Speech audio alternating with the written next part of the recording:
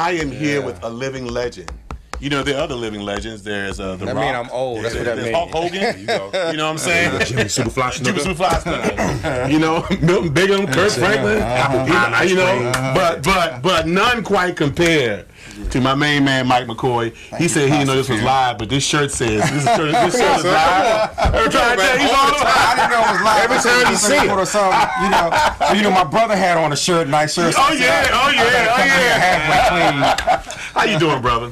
I'm doing all right, man. Just been busy, you know, but I'm doing good. Thank you so much for coming on the show. Thank you for inviting me. Really it's been long overdue. Well, and appreciate it. Talk about early beginnings of Mike McCoy. Wow. The early beginnings of Mike McCoy. I'm sure my brother shared some things. Dropped a lot, man. He shared a lot? He dropped a lot? Yeah, we were, you know, my father's a pastor. My father is no longer here. And, we grew up in a musical home. Actually, it was just my brother now, because my mother and my father didn't play. But my great grandmother was the minister of music of the church that we were in. My aunt played. Of course, I have my cousins, Phil, PJ. They all played, but I was the first one who initially started playing. That being said, then my brother started playing, and you know how now the student has become the teacher. Right. Yeah. So now my brother is the teacher now. Right. I just sit back and relax. But yeah, you know, we grew up musical. My mother was pretty much on the strict end. My father, even though he was a pastor, he would let us listen to other music beside gospel. Yeah. You know, but my mom, she was like, "Oh no, y'all had to shut that down." You know, but I think that gave us a knowledge of wanting to find out this music thing and to become deeply involved in music. But this is something that we do, and it's a passion that I have. I love it. I wouldn't change it for the world. At what age did you knew that you was doing something special? I want to say it started making sense at 11. I remember my mother bought a little piano. It was this little. I was 3 years old. And you know how you just playing something, you don't know what you're doing. Around 11 years old, it started making sense. Interesting, I started playing at the church, I want to say probably at 12. And my mother, it was another young man there, an older gentleman. He was in the music, and his mother came to my mother and said, "You need to put them boys in some type of musical program because you know they have some musical ability." So we went from keyboards to playing in the drum corps and everything, and it was just music. And but 11 years old, if I can remember that far back, you know, I'm getting kind of old now. I don't remember. You ain't that old, man. Man, but 11 years old was probably when it started making sense. That's funny that you say that, because it's like I'm still in awe, because I keep hearing these stories about I started when I was 3 and I started when I was 4. Yeah, and it made sense to me when I was 11. I'm 45 and I'm still trying to see when it's going to start making sense. Oh, dude, no, it's making sense. No, it's making sense. Trust me. I saw those hymns you be posting. It's making sense. It's making sense. So let me ask you this. Let's move a little forward. When did you decide that you want to start a group? That was interesting, because when I decided the group, it was probably in 1994. 1994 when I started the group. At that time, actually, my brother, he was probably more out there than I was. I was like in the halfway house. Right. I had like 1 foot in the church and 1 foot out the church. Even though I was playing for a lot of groups, my brother was pretty much doing stuff for everybody. But I started the group in 1994, and it was just a collection of singers and friends, people that I have been knowing for years. Well, I initially started out the wrong way. I did a public open to just everybody. Oh, come on now. And that wasn't really the right thing Volunteers. to do. Right, just have everybody come on in. Man, I had this 2 years, no, a year and a half later, I shut it down and reorganized the group in 1996. So that was a lesson learned, a hard lesson, because, you know, you get anything, not just voices, if you know what I mean. Yeah. Right. No.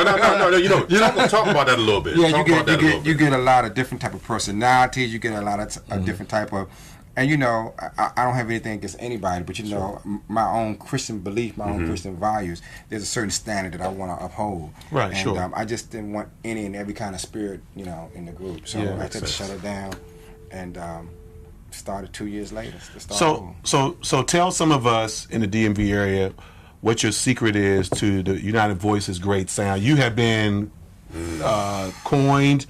And your choir has been coined as one of the greatest, choirs Which in the DMV. Now, hold on. My group celebrated 20 years last year. And I asked them, what did you want? I asked them, who you want? They said unequivocally, Mike McCoy and the Voices United. And so that's why we had to have you there. And it was just, I was just looking at them and like they all had the same answer. Man, tell me, you do have a unique sound, so tell me. That's what I the hear. secret to that. I hear that from a lot of people, but I don't even know if there's a secret. I think, actually we have rehearsal in my house, so that could be one secret. Okay. Oh, you feed them? We do feed. Okay, that helps out. They're happy now. That could be a secret, I don't know. I just think, I love Donald Lawrence. I love Richard Smallwood. I love the Hawkins. I love Andre Crouch. I love Milton Brunson. I love that, and it just kind of infused what I guess I already had in the inside. And but I remember one time I used, I had a couch in my basement, and so everybody was sitting on the couch, and I was like, oh no, y'all getting too comfortable, man. I got rid of my couch and got some fold-up chairs. Yeah, I need to do that. Sit on up. I need to do that. Y'all getting too comfortable, so I got rid of my couch. I know my wife thought I was crazy, but I got rid of the couch. No, we gotta get some fold-up chairs. So maybe that was a secret, the fold-up chairs. Yeah. I don't, but I'm honored, man. I do hear that a lot, the sound. But I am grateful for Voices United.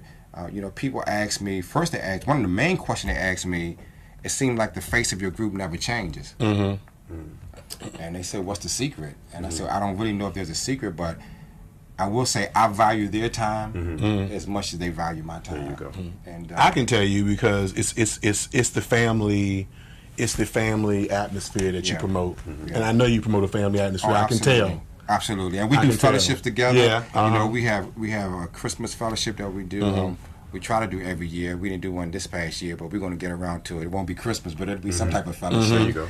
And sometimes after engagement, we all go out and eat. I think fellowship brings a certain closeness together. And I think that somehow bring a sound together too. Just because we're close together, you kind of feed off each other, because once you get to know somebody, you become, their likes or their dislikes, and know their habits, and you know what I mean. You get to know them intimately. Absolutely, and I think that's probably one of the reasons that we have this sound, or we have this family type atmosphere. But I'm grateful.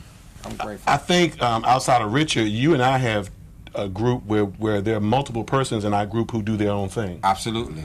And so I think that has something to do with it too. It's a seriousness when you bring that seriousness of craft to music, and when and just realize that every time you step on the stage, everybody's being represented. Absolutely. Not just me, but you are too. It's funny that you said that. When we went to Italy, we had a tour in Italy, and so I told Ronette and Robert sing with me. So I told them bring products, and I was going to feature them in Italy. And some of the responses that I got was not from them, but from outside when I shared that with them. Well, why are you promoting them, and it's Mike McCoy and Voices United? I said, well, because they're Mike McCoy and Voices United. That's Absolutely. number one. And number two is because we family. Absolutely. Why should I help endorse them and push them as what they sold out of all their CDs? We sold out all our CDs, and Robert sold out all his CDs. That's a blessing. I think there's not too many groups, and your group is like that too, that we really try to help each other and try to promote each other. Man, I'm grateful. I'm really grateful. Talk about some of your musical heroes. You are, I think you're 9 or 10 years older than I am. So there's some people that you talk about that I actually go look up. Like I didn't know growing up. I didn't know anything about Benny Cummings, but you mentioned him a lot. Yes. Now I'm starting to research him. I saw Donald Lawrence do a post about him being in front of his church a while back. And I'm really starting to get some education. Benny Cummings is one person that I really admired. I did get a chance to see him, but he was so before his time. I gotta check him out. I mean, he was doing songs like, check this song I call Sunshine, Spread a Little Sunshine. I mean, he was so before his time. So listen to people like Benny Cummings, listen to people like Thomas Whitfield. Oh yeah, well, that goes without saying. Yeah. And you know what? People like the Barrett sisters. Oh God, yes. You know, I love them. Like the Davis. I mean, again, we just grew up in this musical family. Do you think that heritage is being passed down right now? No. I agree with you. I agree with you. And it's up to us to, and just earlier, Scott Moore was in here, and he had a show, and some of the younger musicians, like Brandon Macklin, was on here, and they were talking about how that the people younger than them are not even listening to them. Yeah. And here's Brandon, who's traveling all over the world right now on major stages. Yeah. You come home, and somebody who hasn't done 1/4 of what you've done thinks that you don't know what you're talking about. Absolutely. Man, they don't know. We've really been in this thing for a long time. Yeah, yeah. More than they really And we're not hard-headed and standoffish or anything like that. You know, we do require some time, though. Sure. Yeah. You know, and I was young. I didn't want to be mentored. I mean, I didn't want to have to wait. Right. You know what I mean? And we are staunch advocates of being patient, building that foundation, and then going out, you know. Well, when I was coming up, man, you had to wait. It was I mean, there was nobody who was going to show you anything. I mean, you know how I learned peeping over somebody's shoulder. I said, if I can just catch one chord, I'll be all right. But back then, you pretty much had to be patient. And we grew up in a Pentecostal holiness church, so, you know, it was always somebody that's going to play. So in front of you. You know. And so you pretty much had to wait till they either died out or they left before you got a chance to play. Right. But when you got a chance to play, you know, they accepted you. And, man, you had to know how to play in all keys because they'd start singing something. Right. Just out of random. Just start singing, Jesus, whatever, you know. Right.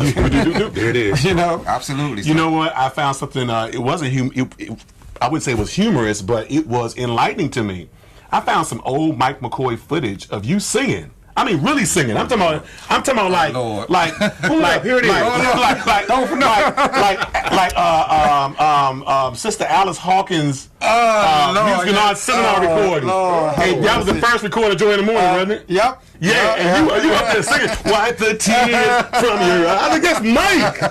He's not passing the mic, he's doing this thing. So. Well, you know, back in high school, we had a group called, I went to McKinley. So we had a group. Famous McKinley. The famous McKinley. I had a group called the McKinley Specials. Okay. When we were at school, when we did gospel, it was the gospel special. And it was myself, Daniel Harrison, and my brother. And this guy named Tracy Lee. A lot of people don't know Tracy Lee. Tracy Lee? Tall Tracy Lee. Yeah, he passed away some time ago. Yeah, I remember Tracy Lee. Great singer. And I used to do a lot of singing back then, but you know, man, now I just want to hear some of these other voices that can. You just passed the mic. Yeah. Come on, Kurt. Yeah. Y'all go ahead and do it because they can do it, man. So let me ask a question. Do you feel more comfortable behind the piano or on the mic? Well, I'm going to say I probably feel more comfortable behind the piano. Okay. But I'm going to tell you where I feel most comfortable, directing. And I see that. More so than behind the piano, more so behind the mic. I feel comfortable more so directing. So we got 2 minutes left. Let's talk about, you made a new move recently. Yeah, man. And a new but old. It's new. It's a new but old move. Coming home. And you know, I think it's great that because most of the time when you get our age, nobody's gonna call you for a new position. How about that? You better stay where you at. How about that? That's very true, sir. That's very true. You probably thought I was going somewhere else, but that's where I'm going. But talk about the new move. You know, your transition back to Glenarden. Wow. Well, you know, man, I was my family and I, we've been members for 14, 15 years, and then you know I left to take another minister music position, and I mean I was happy, everything was great. I wasn't, you know, but then I received a call, you know, from pastor said, hey, look, will you consider coming back home? You know, and so that led to, you know. Did he talk to you in a Jane Cleveland voice? Michael, this is Pastor. I need you to come to the organ. One quite James Cleveland. It wasn't quite James Cleveland, but it was kind of, you know, it was a high pitch. Yeah, right. I'm disguising it. You know what I mean? But for real, big shout out to Pastor John Jenkins. Yeah, so you know, then Steve called, and then you know we just kind of made it happen. Made it work. So, Can you compare the two, your old situation versus the new one, in about 30 seconds? well, let me say this: when I left First Baptist, it was busy. Now that I'm back, it's extremely busy. It's even more busy, you know. But I mean, I love the church. I love being there. It is a challenge. It is, you know, trying to just maintain everything, to keep a hold tight on everything. But I love Bethlehem Baptist Church. They will always have my heart. But it's good to be back home too. Right. Bethlehem's still looking. They sure are. They somebody out there's a great opportunity. Sure. Bethlehem Baptist, good church. I've been there. Church. I've been there. Been there a couple times. Great church to be at. Last but not least, you know, your brother came here on the show. He said something. Yeah, and you know, and he let us know that you were the older brother and that he was still young and, you know, and vibrant. And that he was making plans. He's making sure he had your arrangements together just in case something happened. You know what I mean? Well, you know, he is. I am older than my brother. Most people think that he's older, and I told him that's because he looks older.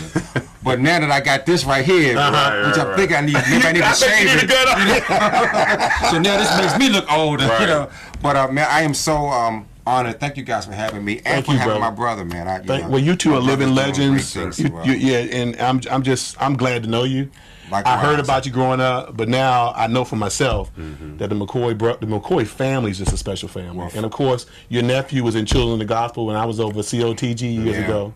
So thank you so much for great things. Yes, he is. He's still on the cruise ship. He's still on the cruise ship. Yeah, that's right. He's still on the cruise ship doing his thing. Give it up for Mike McCoy. We'll be right back. For more information on how to become a guest on Real Talk with Philip Carter, or for general inquiries, please email us at realtalkwithphilipcarter@yahoo.com. Tune in next Monday for another edition of Real Talk with Philip Carter.